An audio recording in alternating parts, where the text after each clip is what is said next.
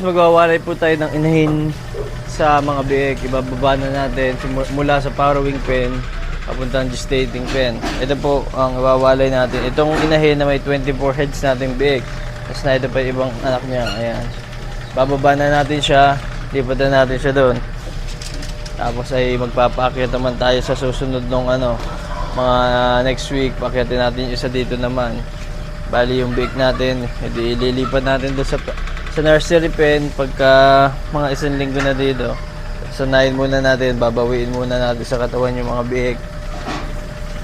Ayan.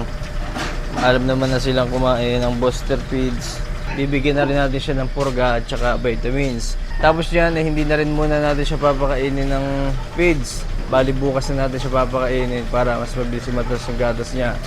So bigyan na rin agad natin yung purga at saka vitamins. Magkasabay na. Pwede po magkasabay ang purga at vitamins. Okay lang naman po yan.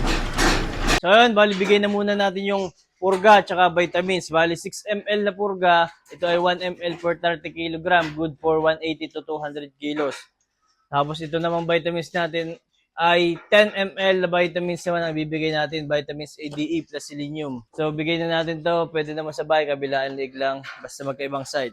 So bigyan muna natin ng pakain. Isang takot lang para libangan niya lang.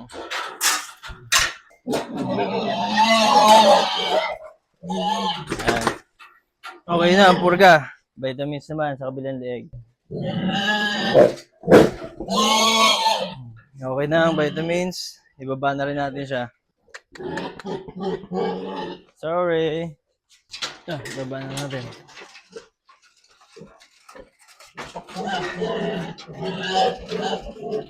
Just. Okay. Baba. Sige, baba.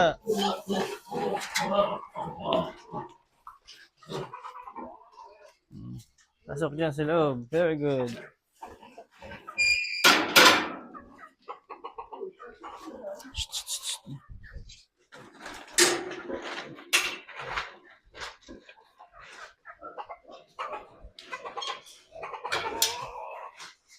So yun, bali na ilipat na natin mga boss. Bigyan naman natin ng vitamins, yung mga big.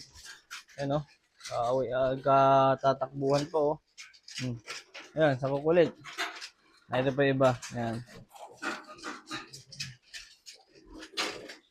Bali, tigwa 1 ml lang bibigay natin mga boss. 1 ml per head lang bibigay natin.